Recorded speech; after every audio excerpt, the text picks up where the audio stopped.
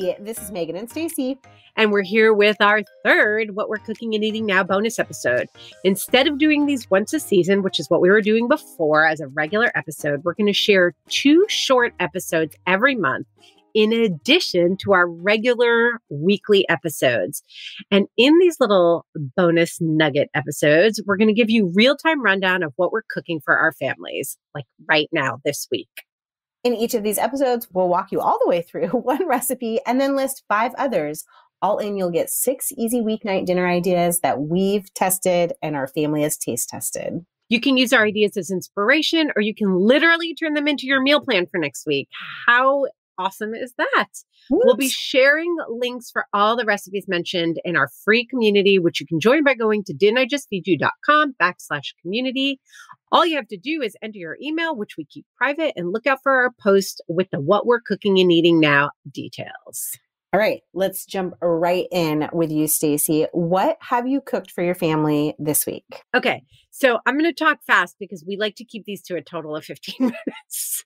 That's me. You have to tell me. You're always like, Megan, slow down. So just walk us through one, and then we can do high-level ideas about the others. Okay. It's just really hard not to talk about this first thing that I made. So my eyes have opened to something completely new in the culinary world, which, you know, doesn't happen to you and I very often because, like, we're in it every minute. And, like, a lot of trends, we see them coming. We hear rumblings, like, months beforehand. But Isaac mentioned a couple of times that he had gotten a chopped cheese for lunch. I was like, what's a chopped cheese? He was like, oh, it's the sandwich that you get at the bodega. I actually posted on my Instagram about this, and I was quickly talking and I said deli instead of bodega. And I was like, I don't feel like re-recording, but deli and bodega are not synonymous in New York City. And I was like, I'm curious to see like how many of my followers are New Yorkers. And a couple of people did definitely call me out. And they came for you. Yeah, they were like, deli? I was like, listen. You know what I meant. You know what I meant. I was talking fast. I didn't want to re-record. But, you know, for anyone who doesn't know, bodegas are everywhere all across New York City. They're corner stores. Some have cold salad bars. They're not grocery stores, but you can get some pantry stuff in some of the like bigger ones. Tons of drinks, like every drink imaginable. And then like bacon, egg, and cheese, apparently a chopped cheese. And there are some like staples that you can get from the griddle from nearly any bodega. So I asked about the chopped cheese and he's like, I don't know. It's just like a sandwich and it's cheap and it's delicious. Fine. So I ended up looking it up and it turns out that there's this intense history around a chopped cheese sandwich. It's a New York thing. It depends. Some people say the Bronx. Some people say Harlem. People think that it has its roots not just in like New York City culture, but that a lot of bodegas in the Bronx and in Harlem, where it has its like where it first started, are owned by Yemenis. And there's a Yemeni chopped beef sandwich that they think was the inspiration for it. But like, it's really interesting because you can't find a recipe online very easily. J. Kenji Alt Lopez. He has one because it turns out that he grew up in Harlem. So he knew about it and he did his version. But like, that's the only real recipe that I could find. And then there were a couple of articles about how it's like being gentrified.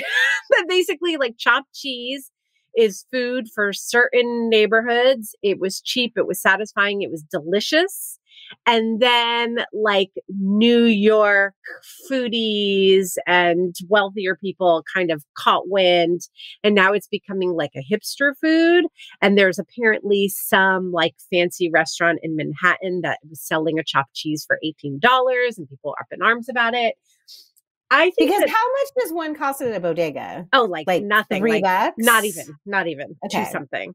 Okay. So Isaac, I think also it's mentioned in a lot of New York hip hop music. So like Isaac really loves like drill music and there's like Brooklyn drill and New York drill and also Chicago drill and all these other things. Yes. But I think that a lot of these like New York specific artists mention a chopped cheese, which is where I think teenagers are all over, like in all the boroughs, are starting to order it. Because one article was saying how it used to be that you couldn't get a chopped cheese in Brooklyn because no one knew about it, because Brooklyn's pretty far from the Bronx and Yeah. Upper Manhattan and Harlem. But now some bodegas are getting hip to it in Brooklyn. So it's kind of hit or miss. You go into some bodegas, and the article mentioned one a block and a half from my house. And they were like, yeah, we got you chopped cheese. And they went to another one like 10 blocks away, and they were like, chopped cheese? What's a chopped cheese? Anyway, all this to say that a chopped cheese is literally a hamburger patty chopped up with onions on the griddle and served on a hoagie roll. With cheese. With cheese. What That's kind it. of cheese? American. Okay, so but you're The telling cheapest. us this because, wait, I have two things to say. One, you were like, at the top, you were like, this is something new, but then you mentioned that it's based on this Yemeni? Yeah, sandwich. Sandwich. That's what it's theorized. No one has spoken to the original guy. He happens to be Yemeni, so people are guessing. Okay. That's what it's inspired by. But then you said that Kenji grew up with it, which he's like gotta be in his mid-40s. So like what makes something new in the culinary world? In the 80s. 80s feels news to me. It's not like it hasn't been around for a long time. Listen. In the culinary world, if it hasn't been around for 100 years, 1,000 years, like ramen. Yeah. It's only 50 years old. It's the new shit. First of all, also, I'm taking personal offense to this conversation because Kenji's my age, Megan. This is also me coming to the realization that at 37, I am also old. Okay, just so you know. I'm calling it the new and you will back the F up. Yes, brand new, fresh as a baby's bottom. That's us. Well, that is us. Okay. Listen. So, also, like it's just starting to really spread throughout New York City. It was a new trend. It was like a hyper local food. Okay. In the 80s, which I consider recent history. Anyway, I made one. It was delicious. I didn't have hoagie rolls, which are also a specific thing that we don't have time to get into. Yeah. But anyway, it's a very specific type of roll. I had seeded potato rolls, which was fine. It worked fine. I think the interesting thing that Kenji pointed out when he made his was that even though he was at home and he made the sandwich, he basically took a hamburger patty. We said we would talk it through. Take a hamburger patty, you put it on a griddle or in I used a nonstick pan. Stop. I actually sauteed onions first. Okay. Then I put the hamburger patty on top. Then I chopped it up. He used bouillon powder, which is not traditional, but that was his Kenji flair. And I thought that was kind of interesting. So I did that too. Next time, I don't think I would bother. And then at the very end, when everything's chopped up, you kind of like pull the beef together into a shape of your hoagie roll and then lay a slice or two of American cheese on top. Put the lid on so it melts, and then take a spatula and kind of scoop underneath the whole thing, transfer it to your hoagie roll. And then I used Chick-fil-A sauce because I had some shredded lettuce and tomato, but traditionally I believe it's mayo, shredded lettuce and tomato.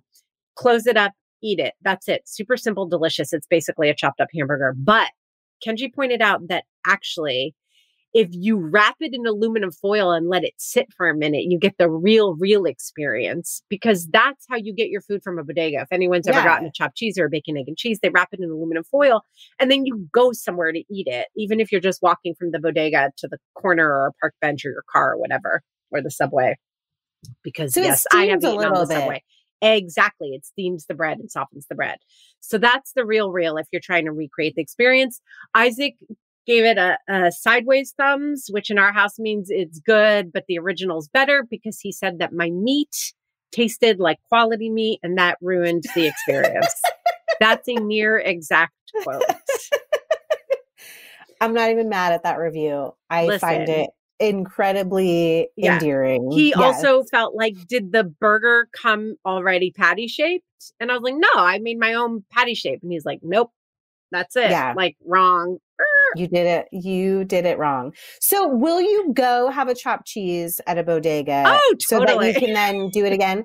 And also, when you make a sandwich like that, do you serve anything else for dinner? Yeah. Like so that, chips or frozen fries? Yeah. So that I had with frozen fries done in the air fryer and just like a big salad. Lately, I've been feeling really exhausted. I know you're really big on bagged salads in general, but I tend to make like a homemade dressing at the beginning of every week. So I've been getting bagged romaine. And also I've been really into like I'm nostalgic for the way my dad used to make Greek salads, which traditional hordiatiki is without lettuce. But then he also did a version which is chopped romaine, like chopped tomato, chopped cucumber, really crumbled feta, and then red wine vinegar, lemon juice, and oil, not measured out like as a separate dressing, just like poured right over the greens and then massaged. So I did that. Yeah. Also, that's like one of those measured with his heart. He measured it all with his heart. He did. Aww. And like a lot of salt. So it was like nice and salty. So that's the salad we've been eating a lot lately. Awesome. Okay. What else have you been eating? 2 other things we ate. Okay. Bon appetit. We'll put a link. It's called Mustardy sausage and halloumi stir fry. I thought this was really, really interesting. Cut up halloumi, fried in the pan, set it aside. Then sausage, I used bratwurst, cook it up, brown it, sliced up, brown it, not whole, and then put that aside. And then cabbage and onions. And then pull the whole thing together and pour on a vinaigrette that I can't remember off the cuff, but if you follow the recipe, it was basically like a little soy sauce, a little vinegar, a little oil, and Dijon mustard. Yeah. And that was it. It was really good. I have to be honest that the halloumi and the bratwurst, and it did call for something like bratwurst. That was the intention. Like, wasn't my favorite for some reason, but it did totally work. It was really tasty. Both of my kids said that they liked it, but that they had wished I just done my normal roast the sausage, make marinated white beans, and serve crusty bread. So there you go. But I thought it was worth it. If you like that mustardy cabbage and sausage thing, I think throwing in halloumi is like a nice new fresh take on it. Yeah. All right. So I guess that gets a sideways thumbs for me too. And you know, does that mean we're making a rating system for this episode? I don't know. This is my house. We do thumbs up, thumbs down, thumbs sideways. Yeah. The last thing I made recently was kimchi fried rice, which weirdly enough, I've never made. I have kimchi in my fridge almost at all times. And I'm always intending to make kimchi fried rice because it seems like such an easy, delicious thing. And then we just end up eating kimchi.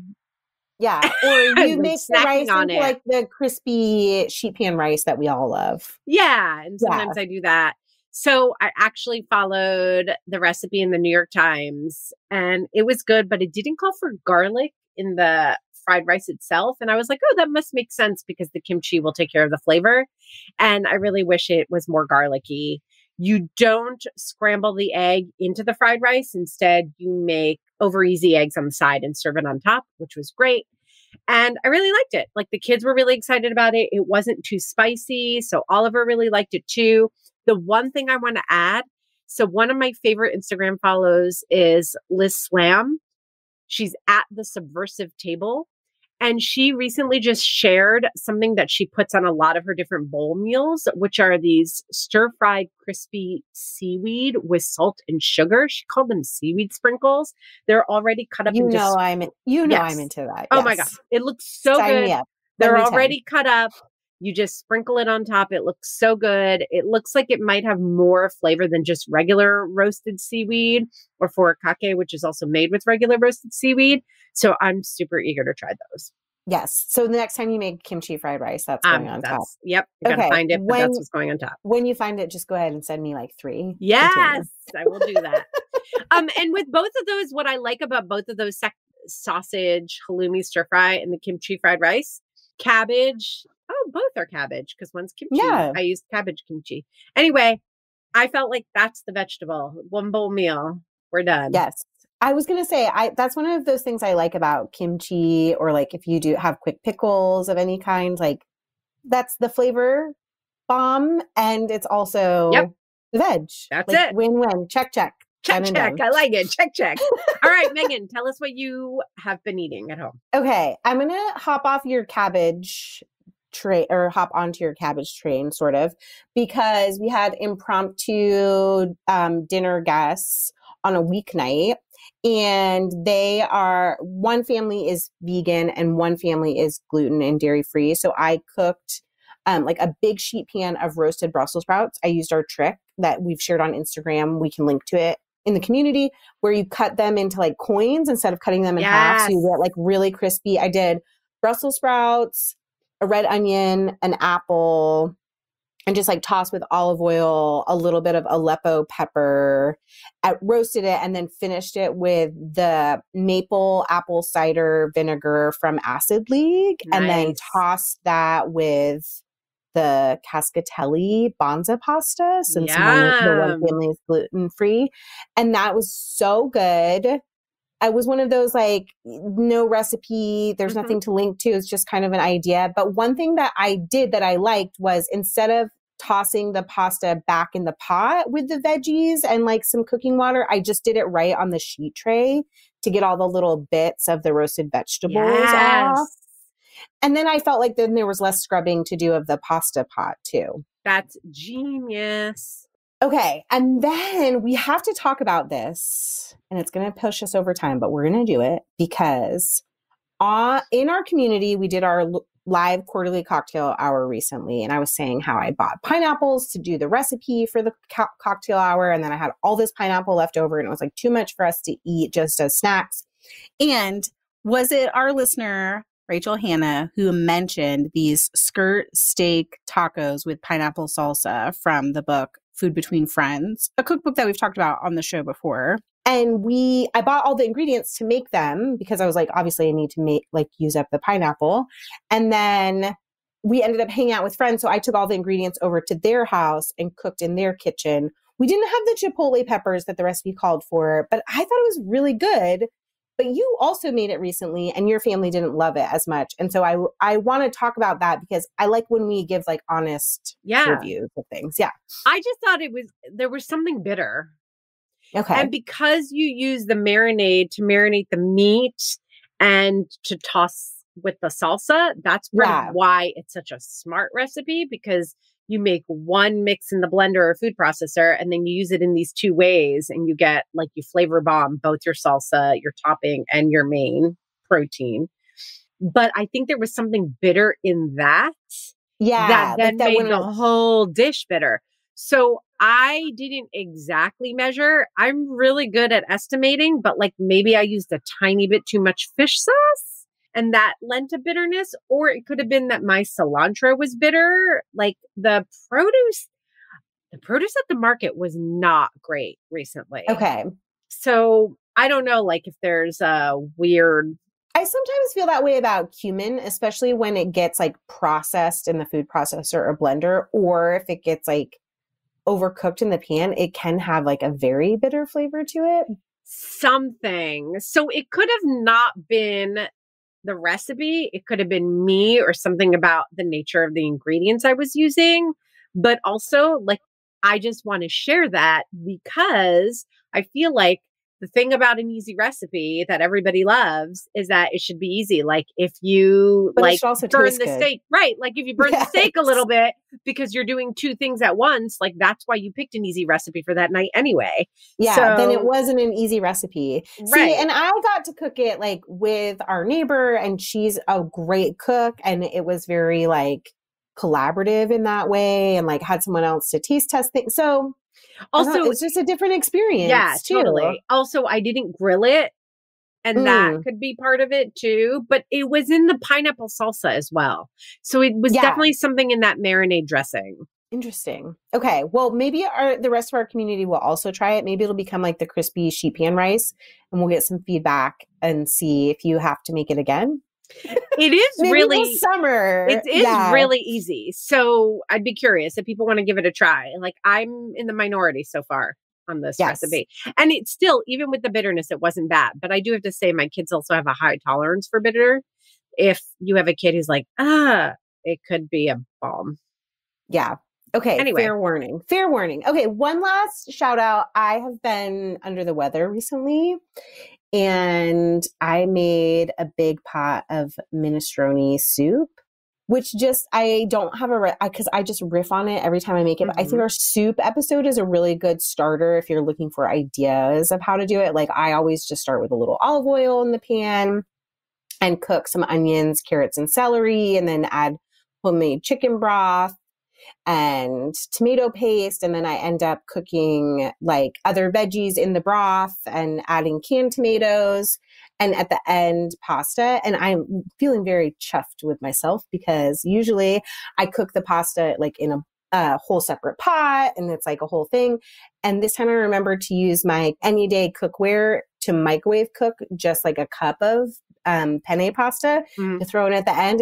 And then I also had the any day container to put leftovers in. And I was feeling really smart. Yay! Even though because I was sick, and couldn't smell very well. I'd also made like s'mores treats with honey grahams, chocolate chips, and marshmallows, like a Rice Krispie treat. And I was like, oh, I'm going to be so clever and broil them for a minute so they'll be like a toasty s'more.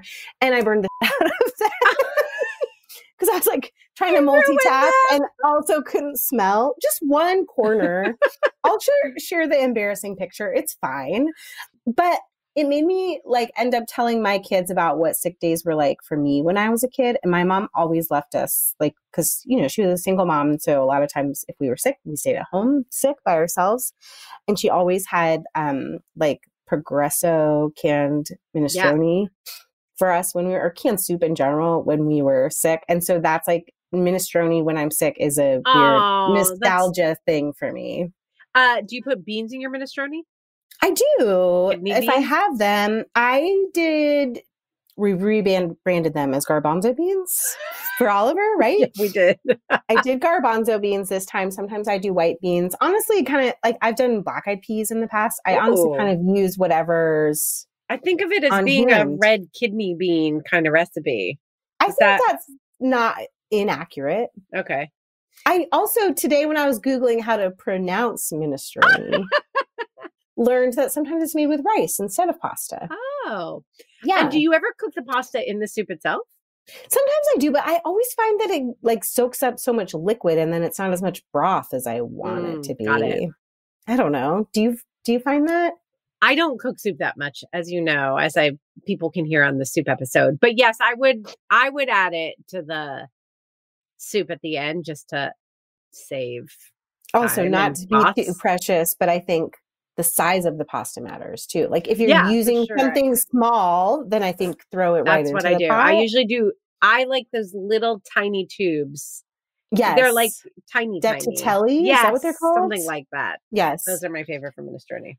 I didn't have those, so I had mini penne, so that worked out well. Mini penne are so cute. So anyway, cute. They bring me joy. It's weird. I feel really like strongly about mini penne. Mini things of all kinds bring me joy, but then if it's a mini food things, like check, which is what we That's the new this recipe episode. New meme. Check. All right, we went over, so I'm going to close this out. This is a new bi-monthly series that is possible thanks in part to the generous support of our Didn't I Just Feed You supporting membership. So a huge shout out and thank you to them. You can find out more about becoming a supporting member at didn'tijustfeedyou.com/community. And hey, if it's not the right time for you to support us financially, don't forget that you can get all the links to this week's What We're Cooking and Eating Now just by joining the free section of our community. A huge thank you also to our editor, Samantha Gatzik. Thanks for listening. Stay sane and well-fed until next time.